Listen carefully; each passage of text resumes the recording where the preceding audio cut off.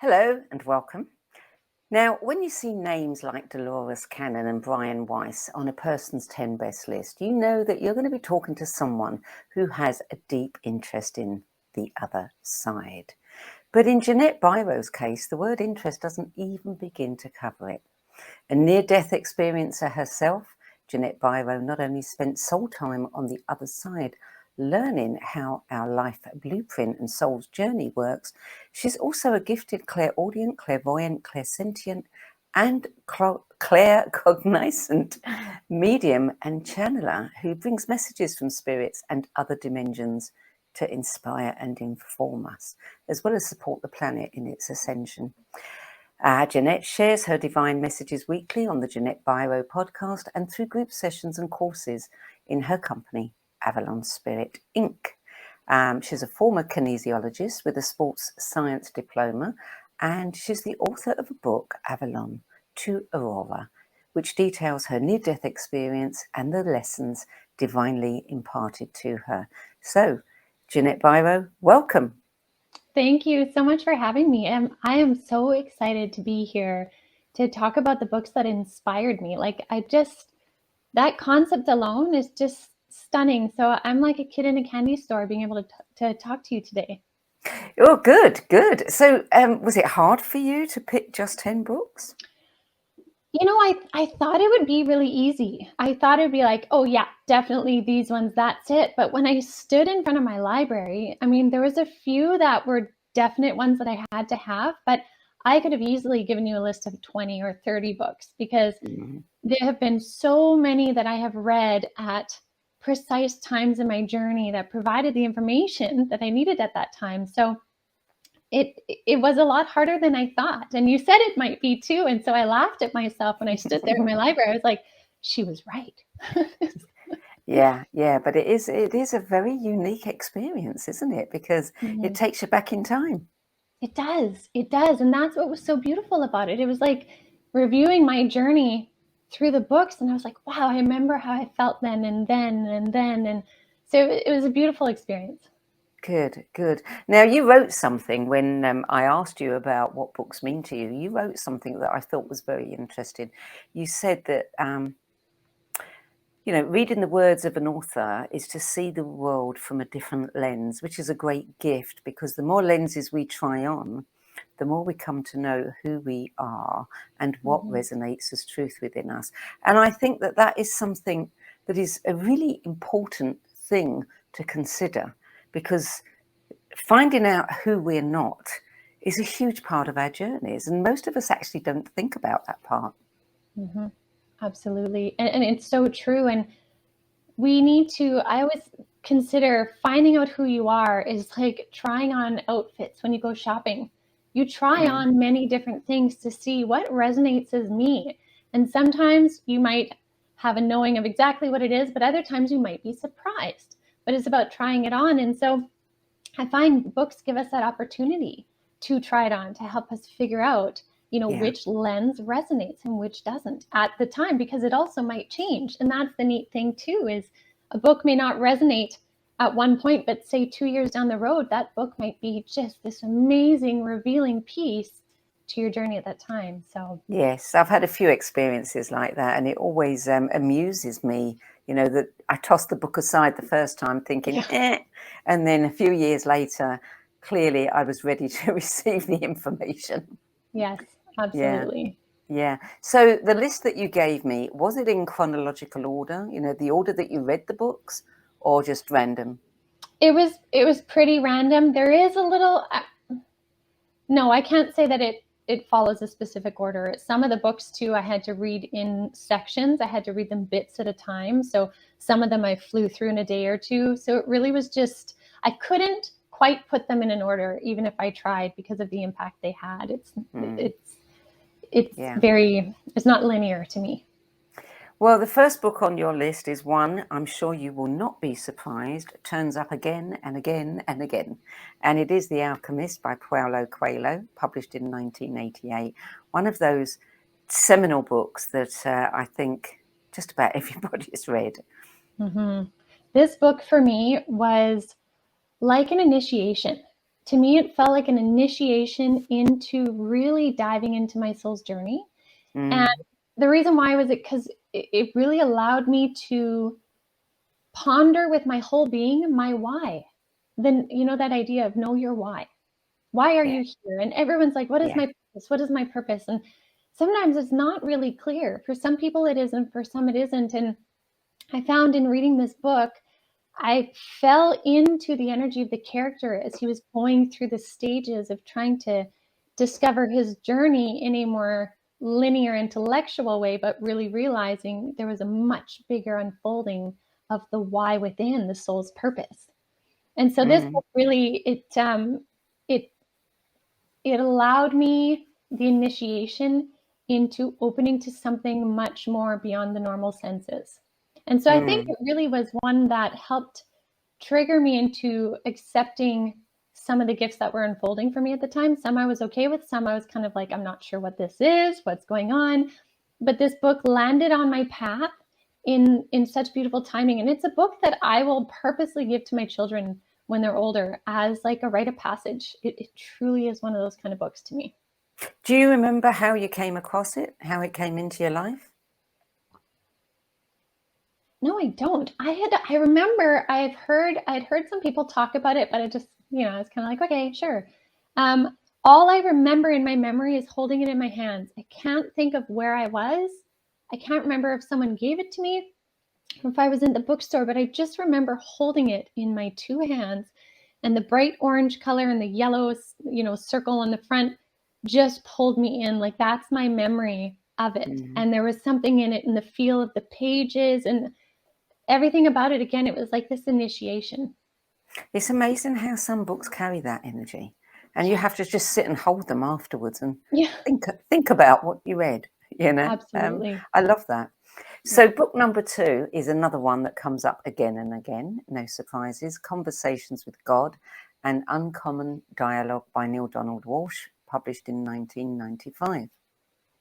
This book was, it almost makes me chuckle a little bit, because I would always say, as my gifts were opening and I was connecting with my spirit guides, I was somebody that, although I'm deeply open to the spiritual realm and the curvilinear way of thinking, I also like structure. And so what I would always say to them is, can you not just give me a book or a checklist of things to do to spiritually awaken and open? What is the list? And they would say, Ginette, there is no list. But what was beautiful is when I was guided to this book, it was like the closest thing I could get to my brain's desire to have answers. Right. And so I love how Neale Donald Walsch speaks about that too, is he just wanted answers. So he started asking questions, and he was amazed at the answers he was getting. And so it's in a way, it can be like brain candy, but it's also soul candy, right? Like, it fills the soul with answers, but it satisfies the brain's desire to understand. And what I found with this book too is that I had to take my time with it, because there's so much density. And I don't mean in the negative, I mean layers upon layers upon layers of understandings, that I would have to read it and then sit and ponder for a little bit and reflect on what I read. Because if I would have read through the whole thing, I would have missed so much. And so it's one of those books that I will sometimes just pick up and say, Spirit, what do I need to know today? Or what do I need to remember? And I'll flip it open to a page and I'll read that. And it's the inspiration or the answers or another layer is revealed. And that's what I love about his books. And I also love how clear of an answer they are. It's not a tough read in terms of the language. It's just very clear, but the layers are in there. It's beautifully done. Book number 3 was a new one on me, Embers, One Ojibwe's Meditations by Richard Wagamese, published in 2016.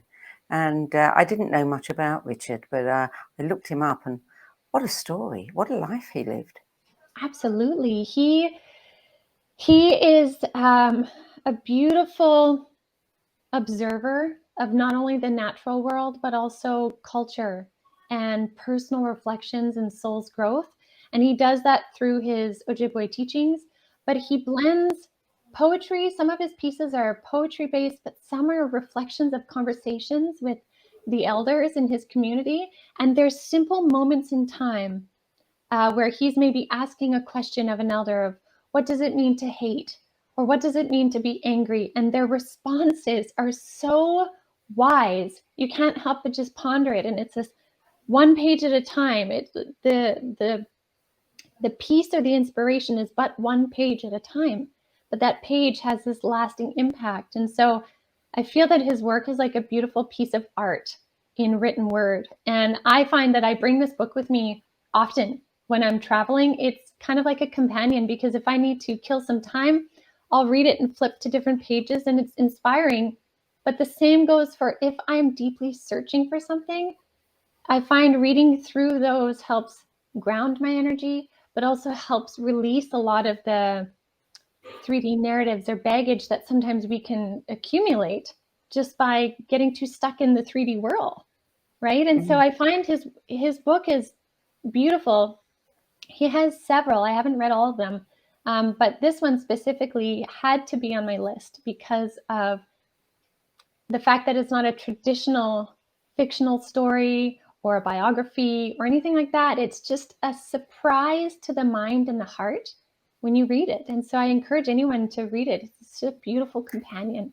Yeah, I mean, there's something when somebody has had a really, really challenging life, and then they produce something like this that's full of so much wisdom and so many insights for people. And, you know, they have every right to be angry.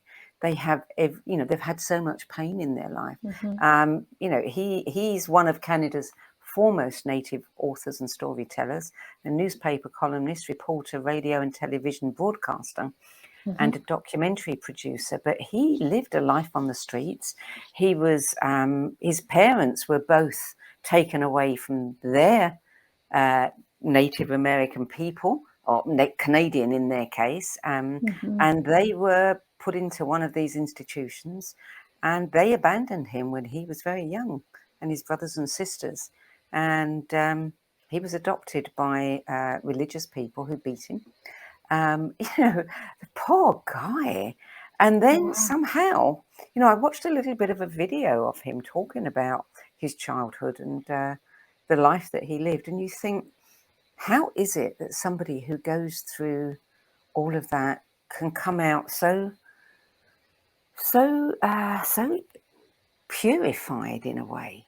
You know, instead of being angry and resentful and wanting to hit back, all he wants to do is give to the world.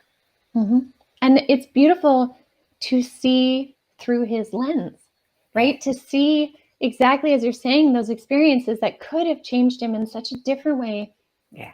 Gave him the opportunity, I will say, to open. And, you know, some of his reflections on the falling snow and how falling snow to him is magical, and the way he wordsmiths it into this beautiful poetic piece is just stunning. It's like a salve to the soul. Yeah.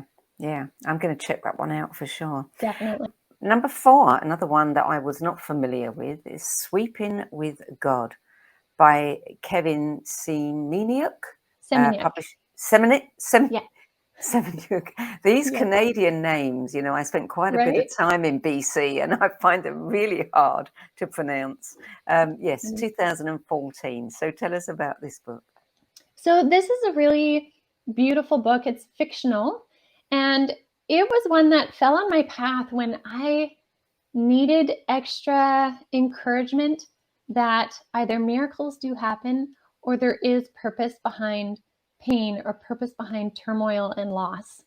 And I'm lucky to know this author. And, you know, this author is somebody who has lived quite a tumultuous life as well, and has turned that again into this beautiful lens of love is all that matters.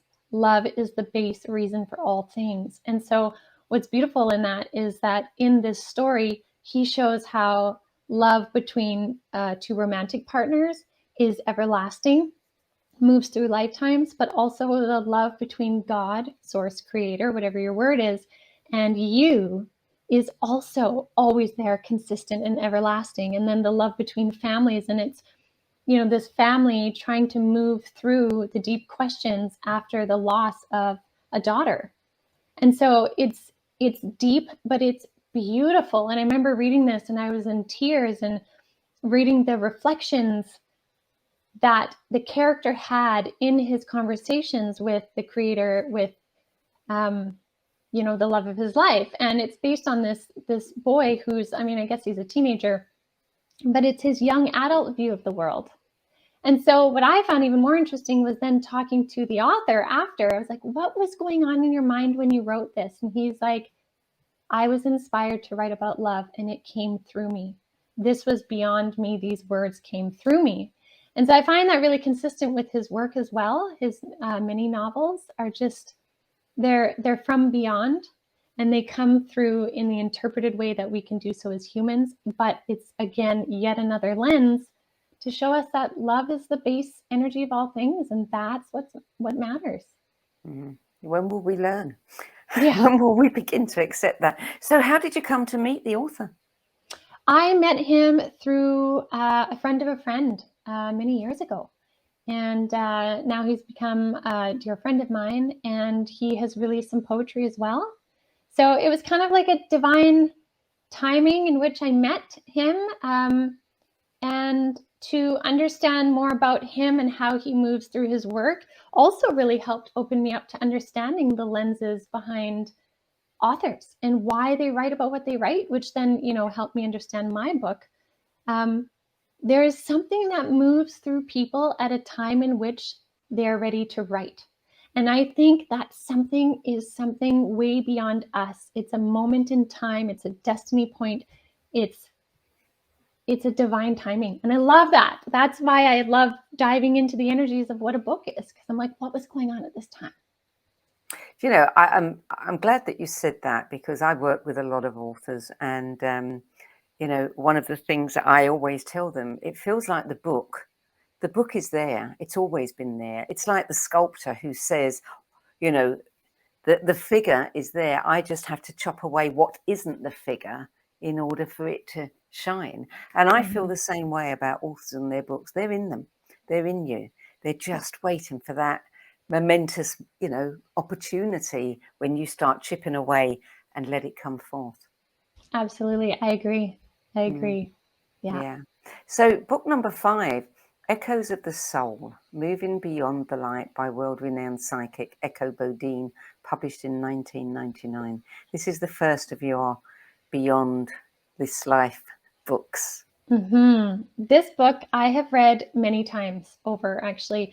And it was one that when I first read it, it came to me again at a pivotal point in my journey when I was really needing some more answers. And so to read her story and her understandings really filled in a lot of blanks for me of what was happening with my mediumship, what was happening with my reaches in awareness, what I could access, how to interpret. But the reason why this book had to be on this list, it was a must-have for me, was I remember a few days leading up to my near-death experience, and I was really unwell. I remember I said to Spirit, I said, what is going on? I know somebody is about to die or something, but no one will speak to me clearly. What is going on? And I was so ill at that time too. I was like, I don't have the time to deal with this. And so I remember I was filling a bath and my guide said, go get Echo's book. And so I kind of was like, fine. And I go downstairs to my library, grab the book. I'm like, what page do I read? And they said, flip it open. So I remember I flipped it and it just stopped. And it landed at a page, and I have several of her books, but it landed at the page of what happens to a soul when they are preparing to cross over. And I remember I just sat in the tub and I read it, and I still didn't clue in that that was me. I still was looking outward of who is this? Okay, someone is definitely preparing to cross over. But it was so pivotal at that time, and the way my guides came through her writing at that time for me, this book is like a sense of comfort for me, because it gave me some answers when I so desperately needed them, even though I didn't fully understand the impact of it at the time.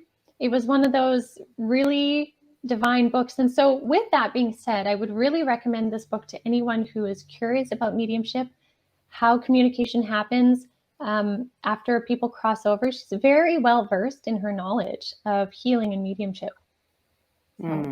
So we're going to come back to her afterwards, and the other people who've written about life beyond after the break. We're going to take a short break now, so stay tuned. We'll be back in a few moments. Om Times TV. Maya Angelou once said that there is no greater agony than bearing an untold story inside you. I'm Sandie Sedgbeer, and when I'm not hosting Om Times Media's flagship radio show What Is Going On and the No BS Spiritual Book Club, I help people share their untold stories. Books are my life, my joy and my passion, and there is no greater reward than helping aspiring writers get their books out of their heads and into the hands of those who are waiting to read them. If you feel that you have a book in you but don't know where to begin, visit sedgbeer.com. Click on the Work With Me tab and find out how my experience helping others tell their stories might be just what you've been looking for. That's sedgbeer.com, sedgbeer.com.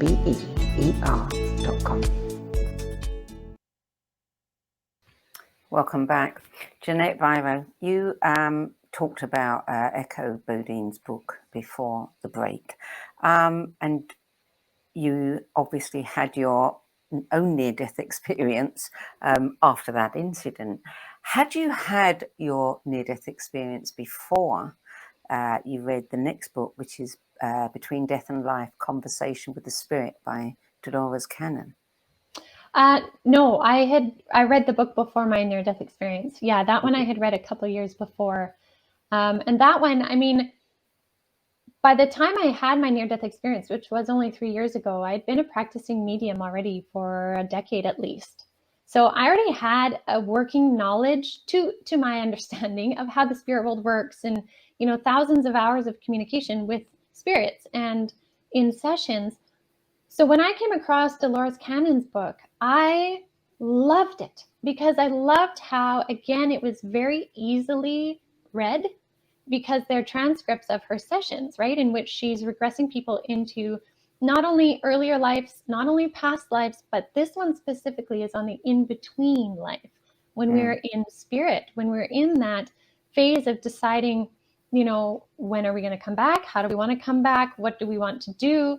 But also the experience of transitioning, of crossing over. Where do we go? What does it look like? And how vast and varied it is. And so I found when I read this book, I loved it because it was almost like that checklist I wanted before when my awakening first started of how things work. Reading it after I felt I had a pretty good understanding was validating for me, because much of what she said in there was validating the things that I came to understand from spirit of, you know, what the soul does when they cross over, what it can look like, how we create our blueprints coming back in, all of those things. And so this is definitely a book I would recommend to people if they really want to understand how the death and rebirth aspect of our soul's journey occurs. It's one that I recommend to my clients often, and I've recommended it to my family members as well, so that they could better understand the world I was working in, but in a very clear, concise, and simple way. Because again, it's question, answer, question, answer. And so I love the template for it. And I have read many of her books as well. So again, I could have done this whole show on just her books, but this one really stood out because it was very specific to death and rebirth and the in-between. So when you had your near-death experience, did everything, you know, pan out just the way that Echo had said and Dolores had said? Or did you find that wasn't your experience at all? There was definitely similarities, but it wasn't exactly as I would have imagined it. The loving embraces I felt from those on the other side was so much more than I could ever express. The closest thing I can say is it's like when a toddler throws themselves in your arms and just this full-bodied love. That's what it feels like to reunite with people. However, I was so surprised that when I landed on the other side and I ended up at this scene, if I will, of a summer barbecue, is where I reconnected with everyone. I would have thought, based on where I go in meditations and our ability to create, I would have gone to a tropical island. It would have been my other side. But it was like a summer barbecue. But at the same time, in reflection, I see how perfect that was and easy, right? But I think their books, they didn't give me an outline for how it should be, but reading the many variations of how it can be, I think probably allowed me to have a very unlimited memory of the event, in which it didn't feel like it had to fit certain parameters because of what's been said already. It was my experience based on what my soul needed. Mm. Well, we'll revisit this again after we've finished talking about your books. But book number 7, again, another one that shows up time and time again. Don't you just love these classics? Autobiography of a Yogi, Paramahansa Yogananda, published in 1946. Yes, this one was one that was recommended to me by my guides. They were very specific, and I actually didn't want to get the book. I wasn't feeling drawn to it. I was really enjoying kind of the past life regression type books at the time, but they're like, you really need to read this one. And I remember in reading it, it really helped me detach another layer of my ego or my perceived way of knowing how things work, right? Mm-hmm. And it did this because the reflections that he wrote about of having to learn deep patience, right? How his guru had him get to know his own issues with patience and surrender. And I could not help but read that and feel like that was reflecting a mirror right at me. And patience has always been a big journey for me in this lifetime. And it was very much spiritually as well, because there were many times that my impatience got in my way of further evolution and unfolding of gifts and abilities, but also understandings of myself. And so this book definitely taught me patience, but it also taught me that it's okay to have a different path than other people. It's okay to be slightly different than, your friend group or your family group, or how you were when you were younger. It's okay to have a time in which your life changes and calls you in a different way. And if people don't quite understand that, which thankfully I had many that were understanding, even if they maybe didn't get what was happening, they could hold the space. But it allowed me to feel a strength of, okay, mediumship is happening to me. This isn't a thing that runs through our family per se. It's okay. And I can follow this journey and open it up and embrace it and learn a lot of patience along the way. So it really came at a time when I needed to embrace my gift to another degree. And I would recommend this to anybody who feels a pull to spirituality. This is definitely one that helps you kind of center and get rooted again, and helps peel off some ego layers that sometimes come when we awaken. Sometimes we start to awaken to gifts and we start to think, oh, look at me, look what I can do, right? And this helps you kind of shake that out a little bit and be like, okay, let's humble ourselves again here. Yeah.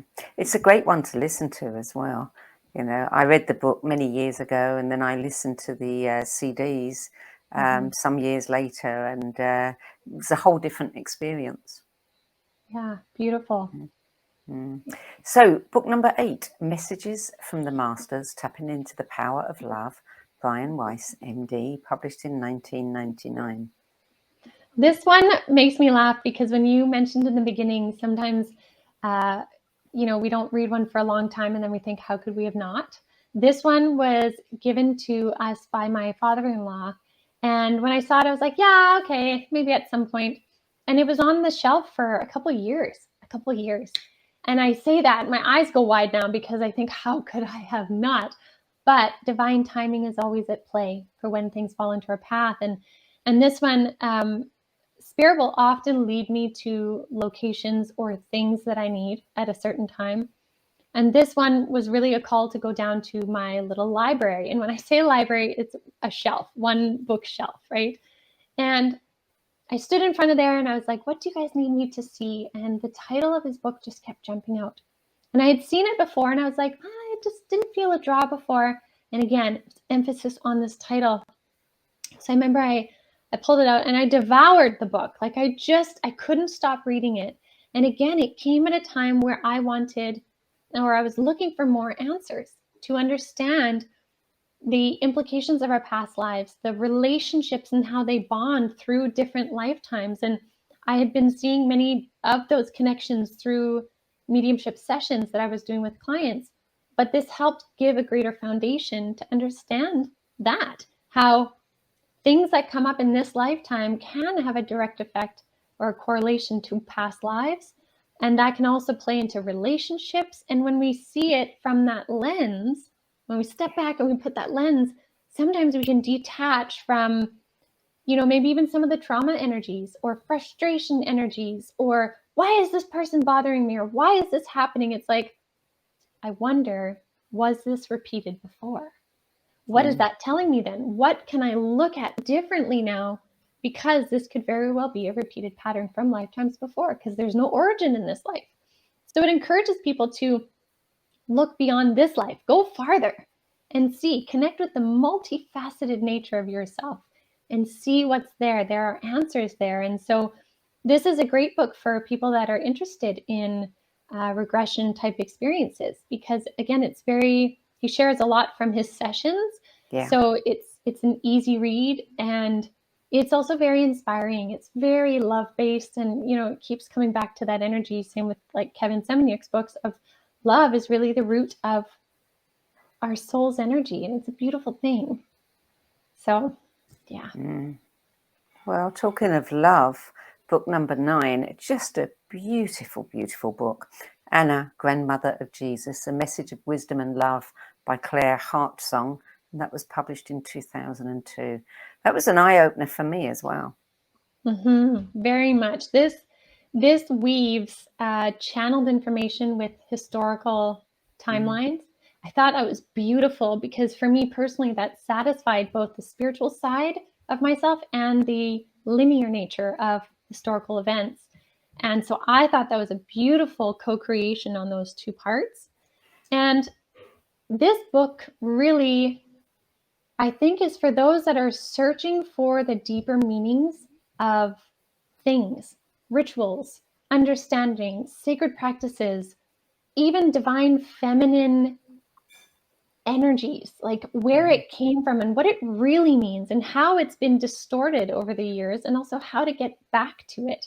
It was this beautiful thing that also to me really expressed the, it kind of ties into the past life stuff that we were talking about, but how divine the timings of our lifetimes are, and how, we have these people that come into incarnations who have deep knowings as to why they're here and maybe what foundations they're laying for future generations. And so this book really encouraged me to think outside the box of known history, to question a little bit more, and also to really dive into that kind of divine feminine goddess nature within self, that pulse that runs through us all. Yeah. So book number 10, a book that you say transformed your energy from the inside out, the Sophia Code, or Sophia, a living transmission from the Sophia Dragon Tribe by Kaya Ra, published in 2016. This one definitely was it's a very deep read. It's kind of like Conversations with God, in that I couldn't read it fast. I've read it twice now, a couple years apart. And there are so many layers within the layers of it. It's not just a simple read on vacation. There is energetics behind the words in this one specifically. So I feel like it's a next level. If there was an order, I would suggest the Anna Grandmother of Jesus first, then this book. This book really calls you to connect into the deep, esoteric, energetic, cosmic nature of self through the different emanations of the goddess form, from Isis to Hathor to Mother Mary to Kuan Yin. It dives into each of the soul journeys behind those representations. And then as you read it, it's like it brings that up within self. And then there's these initiation statements at the end that you can go through that depending where you're at in your journey, can really open up greater energy. And so I remember the first time I read it, I was like, wow, there's a lot of stuff in here. It's really great. But then again, my guide said, Ginette, you need to read this again. So I was like, okay. And when I read it the second time, it's like I read a whole different layer altogether that really resonated and opened up or expanded my frequency. So if someone is looking for a really frequency expanding journey through literature, this one really has words that transform into frequencies that really move through you if you take your time with it. Just definitely don't want to rush this one. This is one that for some people I've talked to, simply holding the book, they can feel the power that's in the book. It's almost like, it kind of reminds me of like an old grimoire. If you were to find an old grimoire somewhere that had these incantations or divine secret knowledge, it feels like that, but it's all representative of the light and the light within. So how did it come into your life? This one, I remember actually, I found it on Amazon. I felt like there was a book I was looking for and I didn't know what it was. So sometimes I'll just start typing in different things. And I was scrolling through, and the imagery on the front is what caught my eye. It was white, it was bright, and there's kind of like, it looks like pearlescent, diamondy type images on it.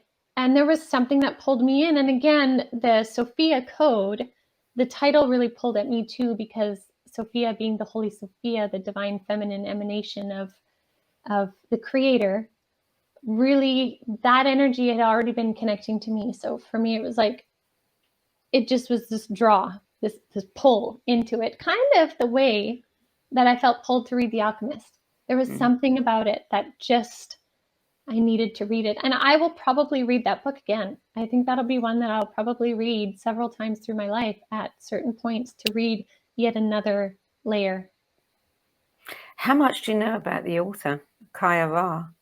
I've read just some of her bios. I know she had a very tumultuous life, moved through a lot of hardships to get to where she is and to awaken to her information.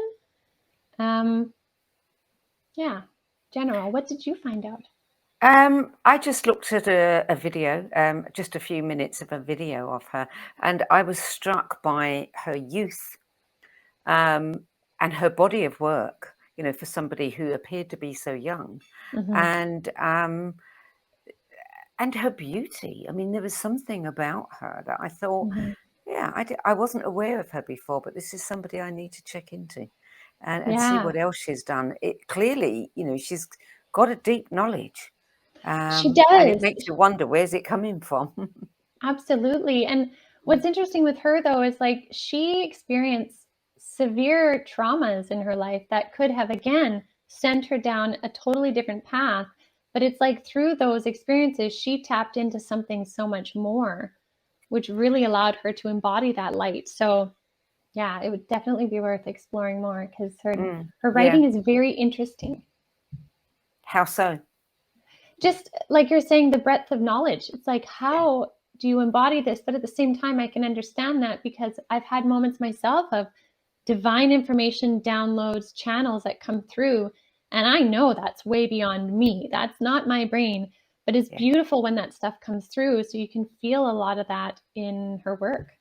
Yeah, yeah. Well, that's your 10 best list. I mean, if you were to choose one of them above all others, which would it be?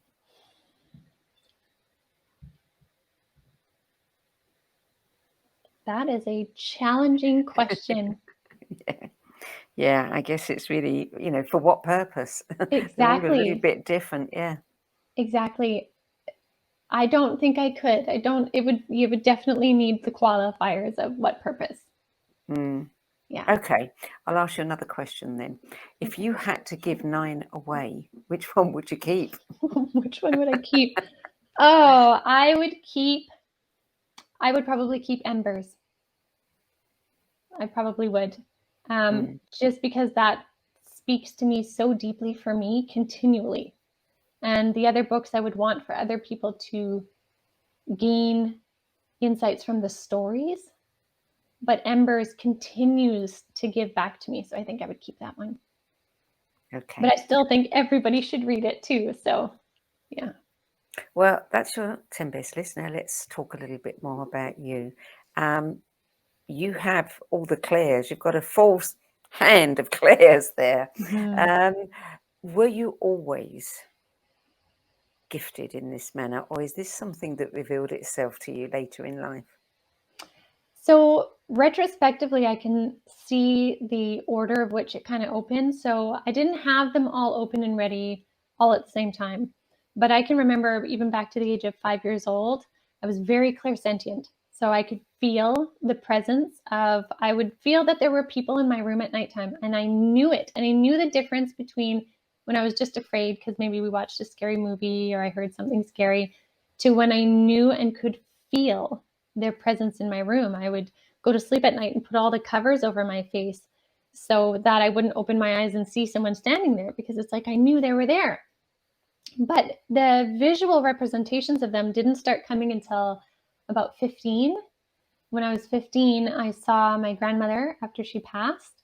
And by the age of 17 is when the clairaudient started to come in, which was very confusing for me because I started to think I, must be mentally unwell somehow because I was hearing things. And sometimes I would hear them in my own mind, sometimes a different tone of voice, sometimes my own voice, but I knew it wasn't my thought.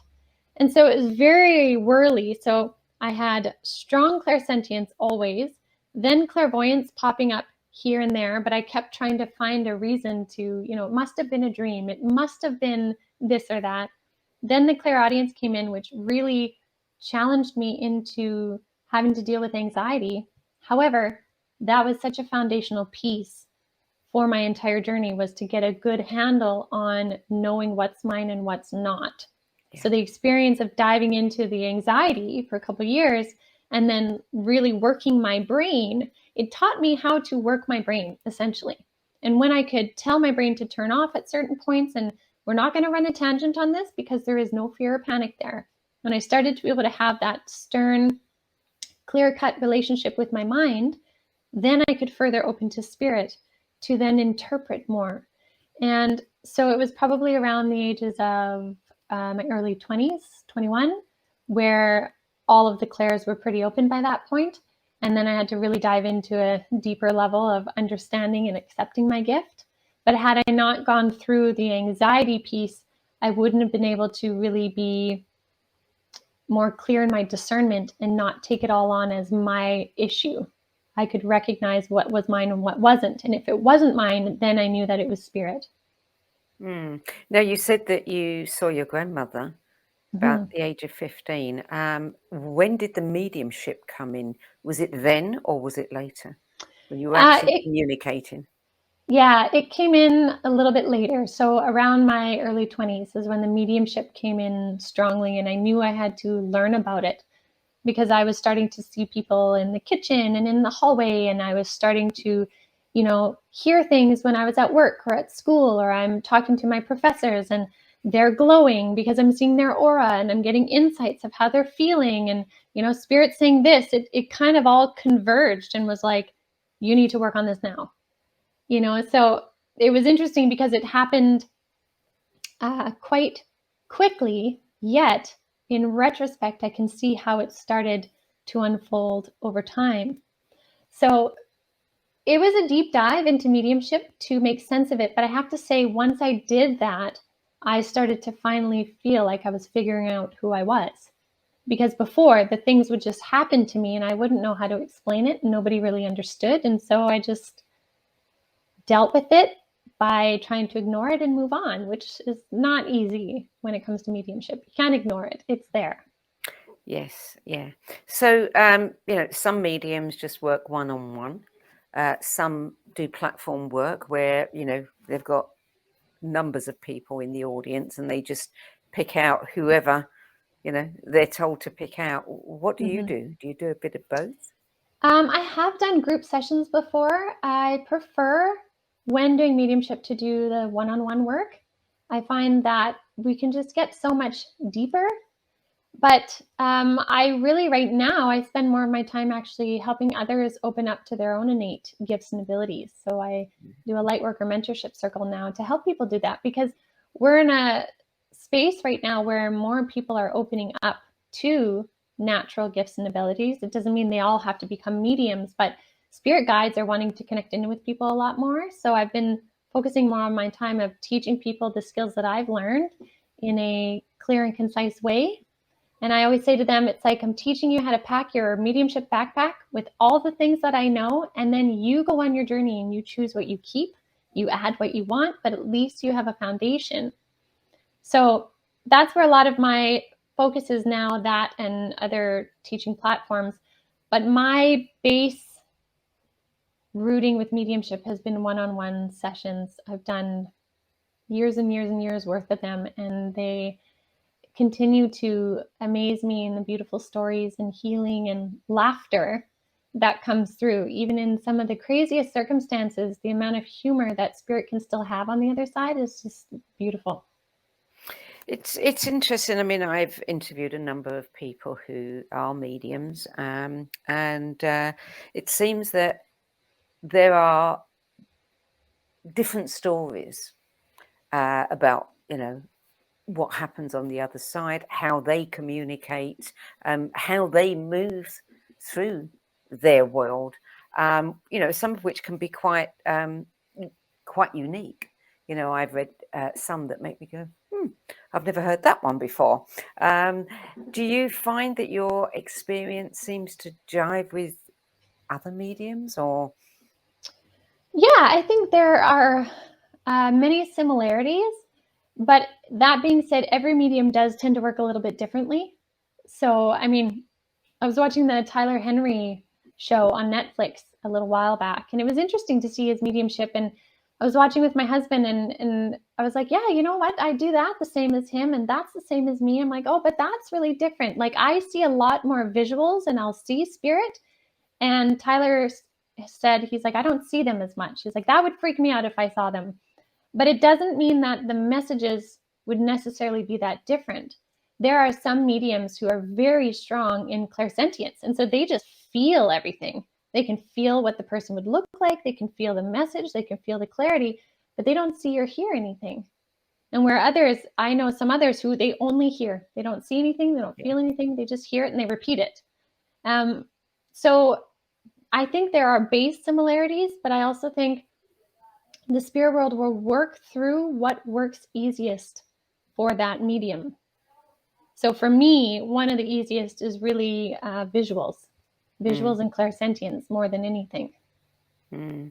Yeah. What is the most common question you get asked about mediumship from somebody who's looking to connect with someone on the other side? Right away, it's, who do you see behind me? Who's around me right now? That's the first. That's the first thing people say. Yeah, always. And then usually it's, I want to hear something that will prove that it is so-and-so. It's always that proof point, which is a fair question, absolutely fair question. And, sometimes spirit is able to bring that through very specific with a name, with the, the way that they passed.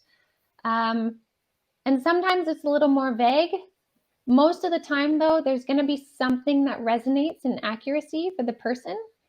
It depends too on the spirit's ability to come through. So it's when we communicate in spirit, my frequency has to go up and spirit has to lower theirs to create a match point.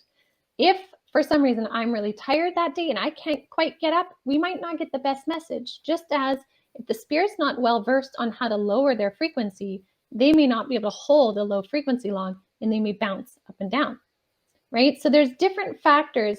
Majority of the time, though, we get a really beautiful link, which creates beautiful connections. So there's many ways in which that piece of info can come through. I've had it come through, like I said, as the name and the way they pass. That's very common. But I've had it come through with, a visual, and I might say, your dad in spirit is saying you spilt the orange juice on the counter and shattered the glass this morning and then swore really loud. And the person will be like, oh my gosh, I totally did. And that's all they need for the validation. Whereas others, you could give them lots of validation. And if they're really deep in grief, it's not quite enough, and understandably. So it really varies. I always say to my clients, this, like, I'll lay out how it can work, all the ways in which it can work, but we won't know what comes through until we jump in, because every session is different, and it just depends on the links, the spirit, how they come through, the energies, all of that. And so I always say we just roll with it. And so that's one of the best ways I find it works, because then we let spirit take over and they bring through amazing, beautiful insights. It's just, it's beautiful that we can still connect and we do still go on. And to be able to bring that through for people is like such a huge honor in my life. And what about people who say, but I never get anybody? Nobody ever shows up for me. You know, I've heard people say this. You know, they go to different mediums and there's never anybody there for them. What's going on there? Well, that can be a couple different reasons. So sometimes it could be that the medium isn't able to create the link for whatever reason. It could be that perhaps the spirit they're hoping to hear from isn't available yet. Sometimes when people cross over, they need some time to rest and gather their soul fragments, go through their life review. Some it's instant. Others, they need time to collect themselves in a way, and that can be 2 days in our linear time and sometimes many years. So that can be a reason. Another reason too, though, sometimes is they're not ready to hear the information, and so spirit will hold it back. And then I've also seen sometimes people come and they're so afraid, their energy is so afraid, even though they're there, but they're so afraid it's not the right time energetically for them. So yeah. You were a kinesiologist, and what I know of kinesiology, I mean, you cannot help but develop your energy awareness. You know, when you're working with people, you're working at such a fine level. I find the kinesiologists that I've met. Was that something that you think was preparing you for refining your abilities in some way? I would imagine so. I think it really taught me how to, I think, tune into my own body as well to receive insights and awareness about other people, but also then tune into other people's bodies. And when I was working as a kinesiologist and I would have people to come in for training or injury rehab or whatever that may be, I started to notice so many more things about them. It's like it was a gateway. And I remember, like, I had a client come in one time, walked in the door, and he had this big murky green aura. And I remember I looked at him and I was like, "You're not well, are you?" He's like, "Well, my lungs are kind of bugging me." I was like, "You're not well at all. You need to go home." That was all because of his aura, right? And it turned out, I think he had some lung infection or something. So I started to be able to sense people more because I was working more hands-on with them. It gave me an outlet to have my hands or left brain mind be busy, and the right brain could really open up more. So it was a neat transition. And a lot of my clients at that time started to know that, if they came to train with me, they were going to get more than just physical training or injury rehab. There was going to be some spiritual component or insights. And then eventually just the mediumship took over, and and here I am. So tell us about your near-death experience. What actually happened and how did it change you? So my near-death experience changed me in that it opened me up that much more. It refined my gifts and abilities and my access to the higher realms to much more, maybe like a faster processing speed, if we could compare it to that. And it was really an eye-opening experience. And I say that because, like I said, I already had a working experience of mediumship and how thousands of souls had explained how they crossed over, what it looked like, what it was like for them. And I would always get to see that through their eyes or as if I was watching a movie. But the difference for me when I had my near-death experiences, I was like 2 feet on the ground over there. That was very different. There's no way it's one and the same. People ask, was it like an astral travel though? And it's like, no, it wasn't. I was literally there. And so For me, it happened during a routine surgery. I had been hemorrhaging really badly up until that point with my monthly cycles. And so we were going to do a routine surgery to fix that part of the problem. And so it was a 20-minute surgery, but there was this energy in me leading up to it that by the time they went to put me under and the anesthesiologist put the mask on me, I felt like a kid who was ready to go down a water slide and couldn't wait. It was so interesting. And I figured, oh, I might see some cool vision or something. But I didn't realize that as soon as they put me under, I popped over on the other side. And that's when I landed on that grassy area, and my grandmother, who was in spirit, was with me. And I remember walking, I was bare feet, walking up on the grass, and I could zoom in on the grass if I wanted, just by where I was standing, and see the details of it. I remember like zooming in, and then I noticed the beautiful blue sky, like the brightest blue summer day sky. And as I came up around is when I started to see those picnic tables with the red and white checkered cloth.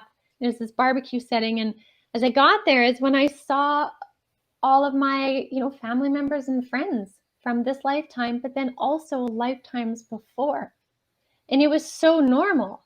It was so incredibly normal to see them and to hug them. And so I spent what felt like hours there, reminiscing, catching up on what have you been up to? Where did you go in this next life? And it was just so incredibly joyful. It was like bliss, but not in excess. Like we think bliss on this planet is like excess.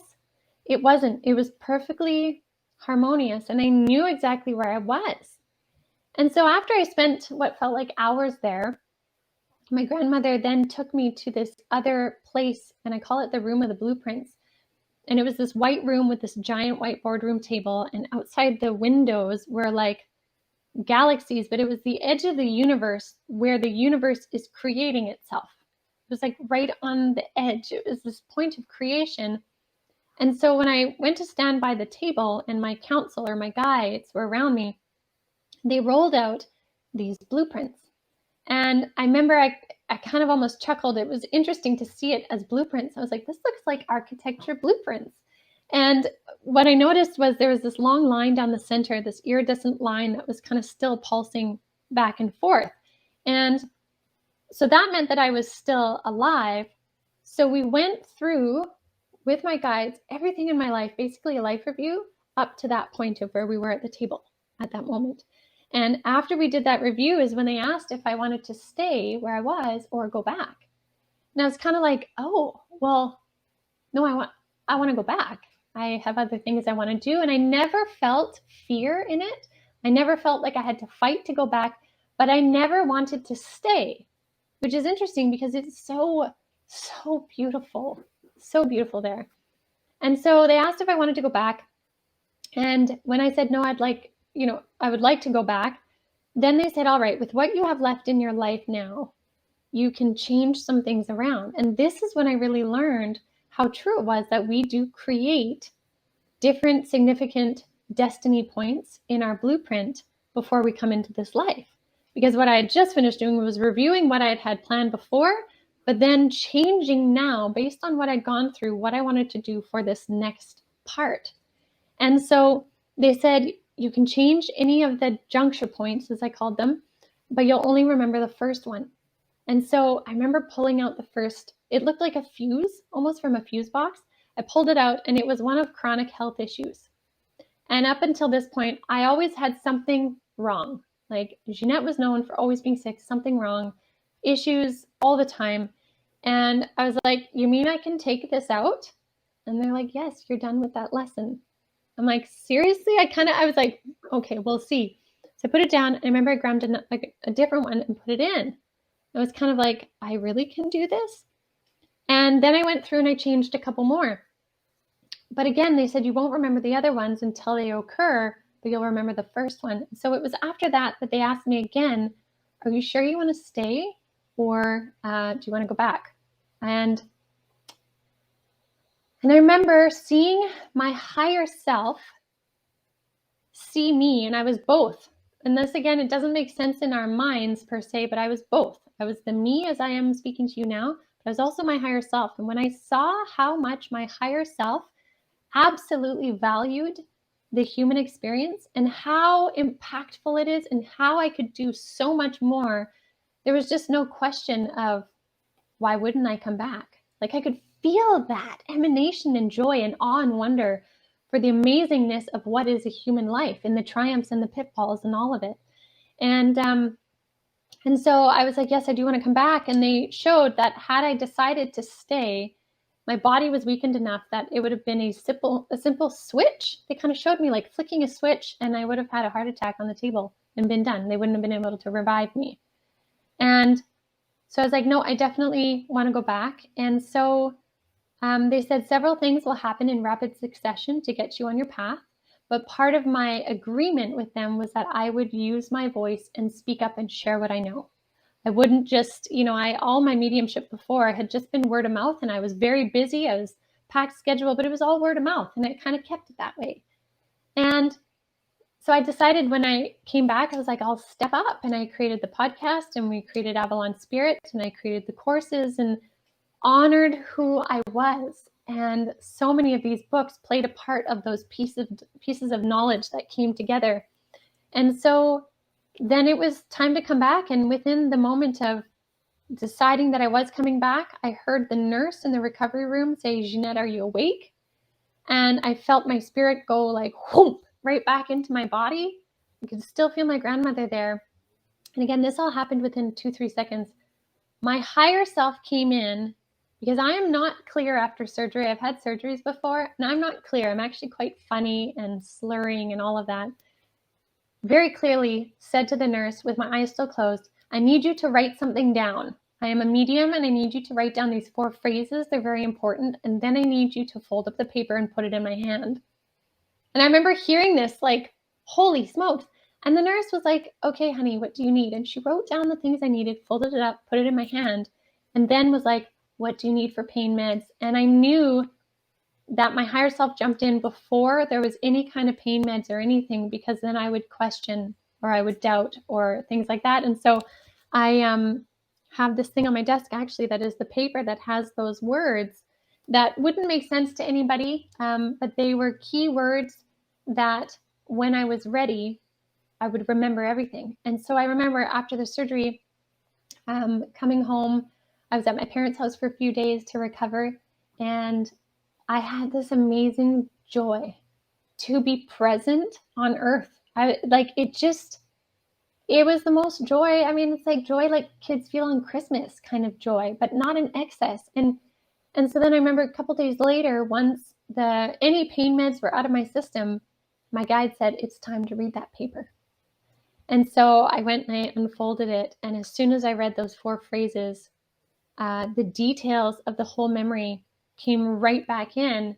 And I remember I said to my parents, I have to tell you a story. And so I told them all of it, and I started writing my book that day. I just started writing it all out, page after page, handwritten at first. And that was my experience. And so, yeah, like it changed me in that feeling that joy filled my heart like you can't imagine. And it really allowed me to view how amazing the human lifetime is and how much we value it as a soul, but how that soul consciousness is different from our human consciousness. So it's okay if our human consciousness questions, because we still have our soul consciousness that is knowing what's going on the other side. And so it taught me how we do create the destiny points in our lifetime, but it also taught me that free will as a human being is also so deeply honored by the other side. And so we create the destiny, and our free will choices dictate how we move through it. And so conscious choice is one of our greatest human gifts on this planet. What do you want to do about this? And what do you choose? The next best thing. So that's my story in a nutshell. There's so much more in my book that explains more about it, but it was profound. And since then, like I said, my gifts and my access to spirit, the speed in which they come in, and the insights that come through has really increased significantly. What were the lessons that were divinely imparted to you to help the rest of the world live a life full of joy, love, and purpose? There are so many. So there's a whole section in my book about those lessons. But some of the standout ones are, taking time to pause in the moment and really reflect on how you're feeling. What do you feel in this moment? And then what do you want to do about it? Right? What is, again, conscious choice being the greatest lesson. That I actually created a meditation about it, simply about conscious choice. Also, perspective being a big one. The idea of lenses, like we talked about, right? The lens that you choose to view something from can be different depending on the lens. So be conscious of the lens, right? You can try them all on, but be conscious of which one you are embodying. And then some of the other lessons were embodying joy in moments. Like make the most of moments. And what reflected that was the hugs that I had from people on the other side. Those hugs in those moments were divine. And I can go back to that moment anytime, even me talking to you about it right now, I feel it through my whole being. I feel that energy. And so that moment has a profound impact forevermore. And at the same time, knowing that, then we can also go back to moments that were really challenging and we can start to change them based on seeing if we can see it from a different lens. What else can we learn about that moment? And does it need to continue looping either as a trauma or a trigger, or can we see it from a different lens? So there were several different lessons, but they're not hard lessons and they're not difficult to understand. A lot of them are actually like, oh yeah, for sure. But it's bringing a light to them again so that we take the time to ponder it. Were you given any insight into the future of humanity? Yeah. So a couple months after, maybe 6 months after that experience, I started channeling these guides called the 3 Guides of the Light. They are light consciousness. They don't need to be embodied. When they first came through to me, they showed themselves as shadow outlines. And they said they were doing that so my brain would understand they were a group of consciousness, but they're like, we are light. We don't need embodiment. And they have been beautiful guides since we moved through the pandemic and all of that. They came in 2020. And essentially, what we're going through right now, specifically from 2020 to 2024, is a massive ascension in consciousness in terms of 100 years, they said, worth of intellectual and spiritual consciousness condensed into a span of 4 years. So we've been moving through rapid awakening, ascension, questioning, changing, crumbling. It doesn't mean it will be simply over come 2025. This decade of 2020 to 2030 is highly changing, highly revolutionary. But the beautiful thing they did say is that the amount of people that are choosing to go inward and question themselves, and that doesn't have to be meaning they take on a deep spiritual journey. It means they're consciously questioning who they are and what they're about and their why, right? The amount of people that are doing that is changing the frequency on the planet. And so we are seeing a rise in frequency. And as that happens, it causes the old frequencies to have to crumble. So we're in the midst of 2 opposing forces or 2 dominant frequential narratives right now, but the light is not willing to go backwards. Neither is Mother Earth willing to go backwards. She's already sitting at a 5D consciousness. So we have a lot moving from underneath and above to help humanity ascend. So to make that as small or as short as I can, humanity is heading in the right direction, even though sometimes in the 3D we don't see that. That is simply being viewed in the 3D narrative. So to me, there's a lot of light and brightness, and that's why there's so many people with gifts and abilities here at this time, talking about things that are different and shining a light on it. And, I think that's also why my soul decided to come back and share what I can. Well, we're glad you did come back.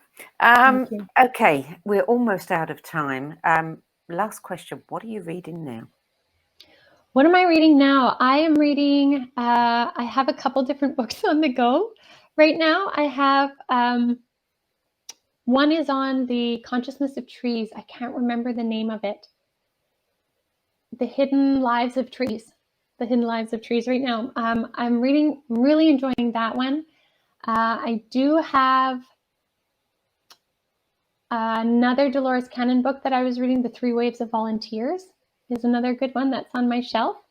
And I want to go back to the one about the trees, though. There is so much in nature that's coming alive right now. Frequencies in nature, knowledge energetically stored in trees. And my guides had told me about this before. And then a year later, I happened upon this book. Again, that's how it tends to happen. So I really encourage people to connect into the natural world around them. Plants, animals, earth is already at a higher frequency than we are as a collective of humanity. So there's a lot of energy and insights and healing that can come from connecting to that and learning about it. So yeah, that's kind of where my mind is indulging right now. Very good, very good. Ginette, did I pronounce your last name correctly? Is it Biro? Is it Biro? Yeah, no, How do you Biro. pronounce it? It is Biro. Okay. It is, yeah. I don't want to be rude and be telling everybody that it is something else. I think that's it. We're pretty much out of time, I'm afraid. Thank you so much for sharing your 10 best spiritual books with the No BS Spiritual Book Club. Oh, well, thank you. Like I said, it has been a beautiful journey of reminiscing and, just re-experiencing the journey from a different lens now in retrospect. And so thank you so much for the opportunity. You're welcome. It's been a pleasure. Well, you can learn more about Ginette Biro's book, her courses, her group sessions, her trainings, her services at her website, which is avalonspirit.com. Before we close, if you are new to this show, if you want to see any past episodes, go over to sedgbeer.com, click on the video tab, or you can go to youtube.com/OnTimesTV, and you can watch every single episode. I hope you want to watch every single episode. That's it for this week. I'm Sandie Sedgbeer, and I'll be back at the same time next week with another 10 best interview for the No BS Spiritual Book Club. Till then, it's goodbye from me. Thank you again, Ginette. Thank you.